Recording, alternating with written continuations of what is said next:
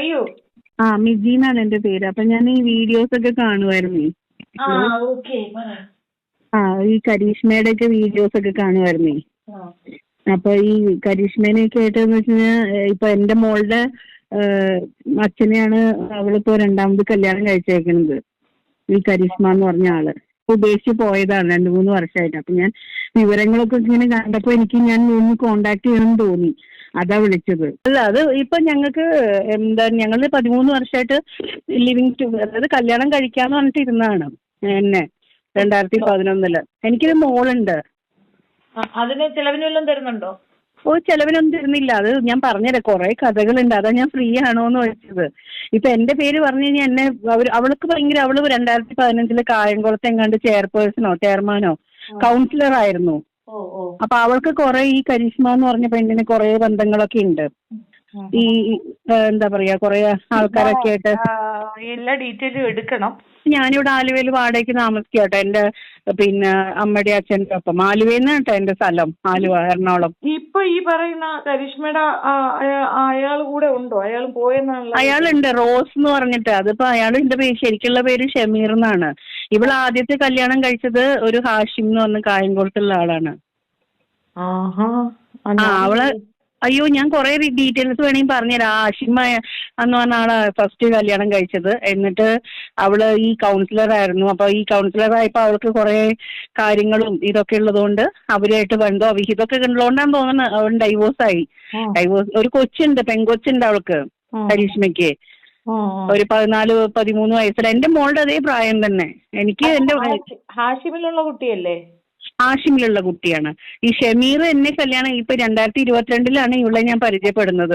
Front ആണെന്ന് പറഞ്ഞിട്ടാണ് പരിചയപ്പെടുന്നത്. ഇയാൾക്കൊരു ഹാർട്ട് അറ്റാക്ക് വന്ന സമയത്ത്. ഈ റോസ് എന്ന് പറയുന്നത് ശരിക്കും ഷമീറിനെ പറയുന്നതാണ്. കാരണം അവള് നായരാണ്, ഞാനും നായർ തന്നെ. അവളുടെ നാട്ടിലൊക്കെ ഈ റോസ് എന്നാണ് പറഞ്ഞ് വെപ്പിച്ചേക്കുന്നത്. അവൻ ഷമീർ മൂവാറ്റുപുഴക്കാരനാണ് ഇപ്പൊ കല്യാണം കഴിച്ചിരിക്കുന്നവര്. അപ്പൊ ഷമീർ ആണെങ്കിലും അത്ര വെടിപ്പൊന്നും അല്ല. ഇപ്പൊ എന്റെ മോൾക്കൊന്നും ഒരു രൂപ പോലും കൊടുക്കുന്നില്ല. ഞാനോട്ട് പോയിട്ടും ഇല്ല കേട്ടോ. ഞങ്ങൾക്ക് സാമ്പത്തികമൊന്നും ഇല്ലെങ്കിലും ഞാനൊരു കാര്യത്തിനും പോയിട്ടില്ല. കാരണം ഇവള് തന്നെ ഈ നാണം കെടുത്താവുന്നിടത്തോളം മാക്സിമം നാണം കെടുത്തിയിട്ടിരിക്കുക. കാരണം നിങ്ങൾ അവിഹിതത്തിൽ ഉണ്ടായതല്ലേ, അങ്ങനെയാണ് ഇങ്ങനെയാണ്. പിന്നെ ഞാൻ വെച്ച് കഴിഞ്ഞാൽ ഇവിടെ മോളെ നോക്കുവോ അതോ വക്കീലിന് കൊടുക്കാൻ പൈസ കൊടുക്കുവോ, അങ്ങനെയൊക്കെയുള്ള സംഭവത്തിൽ ഞാൻ കൊടുത്തിട്ടില്ല. അപ്പൊ മോളെന്നെ ഇങ്ങനെ തകർക്കാൻ വേണ്ടി നടക്കുക. അപ്പൊ ഞാൻ നിങ്ങളിങ്ങനെ പറഞ്ഞപ്പോ എനിക്ക് നിങ്ങളൊന്ന് കോണ്ടാക്ട് ചെയ്യും. എന്നെ കൊണ്ട് എന്തെങ്കിലും പറഞ്ഞു തരാൻ പറ്റുമെങ്കിൽ ഹെൽപ്പ് ചെയ്യാമെന്ന് വിചാരിച്ചു. കാരണം ഇവരൊന്ന് നശിച്ച് നാരായണക്കല്ലാവട്ടെ. കാരണം എന്ന് വെച്ചാൽ എന്റെ കുടുംബം കലക്കിയതാണ്. എന്തോ? കൊച്ചിന്റെ വീട് എവിടെയാ? എന്റെ വീട് ആലുവ. എവിടെയാ ഷെഫീന ബീവിയുടെ എവിടെയാ? അവൾക്ക് എല്ലാവരുടെയും കരീഷ്മ എന്ന് പറഞ്ഞവൾ എന്താ അറിയോ, അടിച്ചമർത്തല്ല. അവൾക്ക് പല ഉന്നത ബന്ധങ്ങളുണ്ട്. അവള് കൗൺസിലർ ആയിരുന്നല്ലോ 2015. അപ്പൊ അതുകൊണ്ട് അവൾക്ക് എല്ലാവരുമായിട്ടും കോണ്ടാക്ട്സ് ഉണ്ട്. അപ്പൊ അവൾ എന്ത് ചെയ്യും, ഈ മണി പവർ ഉണ്ട്, മാൻ പവർ, രണ്ടുപേർക്കും ജോലിയില്ല. പക്ഷെ ഭയങ്കര ആഡംബര ജീവിതമൊക്കെയാണ് നയിക്കുന്നത് എറണാകുളത്തൊക്കെ. എനിക്ക് എറണാകുളത്തേക്ക് നടക്കാൻ പറ്റില്ല. എന്റെ അനിയത്തിയാണെന്ന് പറയും. അയ്യോ, അവര് നമ്മളെ കൊല്ലും എങ്കിൽ. ഈ പറഞ്ഞ പോലെ അവള് ആരാ മുതലെന്നറിയാവോ, ഈ കരീഷ്മ ഷമീർ എന്നൊക്കെ പറഞ്ഞത്.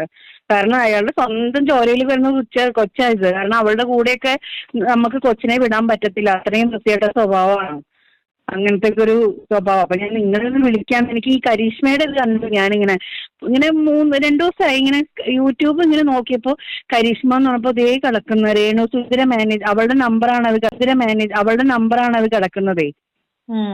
ഈ രേണു സുധിര നമ്പർ എന്ന് പറഞ്ഞിട്ട് കരീഷ്മയുടെ നമ്പറാണ് ആ രേണു സുധിരയിൽ കിടക്കുന്നത്. അപ്പൊ ഞാൻ എന്നെ കൊണ്ട് എന്തെങ്കിലും പറ്റുമെങ്കിൽ ഞാൻ ചെയ്യാം എന്ന് വിചാരിച്ചു. ഇവളൊന്ന് തകർന്ന് പോട്ടെ. രേണു സുധീനായിട്ട് എനിക്ക് പരിചയമില്ല, എനിക്ക് കോണ്ടാക്റ്റും ഇല്ല കേട്ടാ. ഞാൻ ഈ കരീഷ്മയായിട്ടുള്ള ഇത് മാത്രമേ ഉള്ളൂ പറഞ്ഞത്. കാരണം അവള് നമ്മുടെ ഒരു കുടുംബം തകർത്ത് എന്നെ പോട്ടെ, എന്റെ കൊച്ചിനെ പോലും തിരിഞ്ഞു നോക്കാത്ത ഒരുത്തനുണ്ട് അവിടെ. അപ്പൊ പൈസയൊക്കെ ആയിട്ട് ഇവർക്ക് എവിടുന്ന പൈസ സോഴ്സ് എന്ന് നമുക്കറിയില്ല. ഞങ്ങളൊക്കെ വാടകയ്ക്ക് കഷ്ടപ്പെട്ട് ജീവിക്കുക. അപ്പൊ അതിന്റെ ഇടയ്ക്ക് എന്നിട്ട് അവള് പറയുന്ന അവിഹിതമാണ് മറ്റതാണെന്ന് പറയും. ആണുങ്ങളെ പിടിക്കലാണ്. ഇവിടെ എന്റെ അമ്മയ്ക്ക് വയ്യ, അച്ഛന് വയ്യ, പിന്നെ എന്റെ ആങ്ങളെ പുറത്ത്. എന്നിട്ട് അങ്ങനെ കുറെ പ്രശ്നങ്ങളൊക്കെ ഉണ്ടായിരുന്നു. പിന്നെ പോലീസ് സ്റ്റേഷനിലൊക്കെ പോയി നമുക്ക് അനുകൂലമായിട്ടൊന്നും വന്നില്ല. അപ്പൊ ഞാൻ രജിസ്റ്റർ ചെയ്തിട്ടില്ലായിരുന്നു, ഇയാൾ എന്നെ പറ്റിച്ച്. അപ്പൊ ഞാൻ അനിയൻ വരുമ്പോ കേസ് കൊടുക്കാന്ന് വിചാരിച്ചിരിക്കുക. എനിക്കങ്ങ് ദേഷ്യം. നമുക്കൊരു സെൽഫ് റെസ്പെക്ട് എന്ന് പറഞ്ഞ സംഭവം ഉണ്ടല്ലോ. അതെ. അപ്പൊ അതുകൊണ്ട് ഈ പറഞ്ഞ പോലെ വേറെ പെണ്ണിന്റെ കൂടെ ജീവിക്കുന്നത്, കാരണം കൊച്ചിനെ കാണുമ്പോഴൊക്കെ ഭയങ്കര വിഷമമാണ്. ഇപ്പൊ 3 വർഷമായിട്ട് കോണ്ടാക്ട്സ് ഒന്നും ഇല്ല.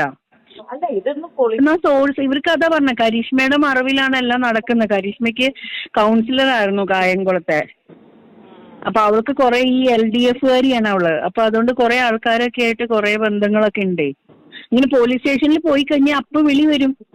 ഞാനിവിടെ നെടുമ്പാശ്ശേരി എയർപോർട്ടിൽ പോകുമ്പോ ഇങ്ങനെ ആരെങ്കിലും വന്നിട്ട് ഒരൊറ്റ വിളിയാ, പിന്നെ നമ്മുടെ കേസിന് അവിടെ നിൽക്കൂല. ശരി. അങ്ങനെയാണ്. കാരണം ഇവളുടെ ഈ ഉന്നതതലം നമ്മൾ സാധാരണക്കാരല്ലേ. അപ്പൊ അതുകൊണ്ട് അങ്ങനെയൊക്കെയാണ് സംഭവങ്ങൾ. അപ്പൊ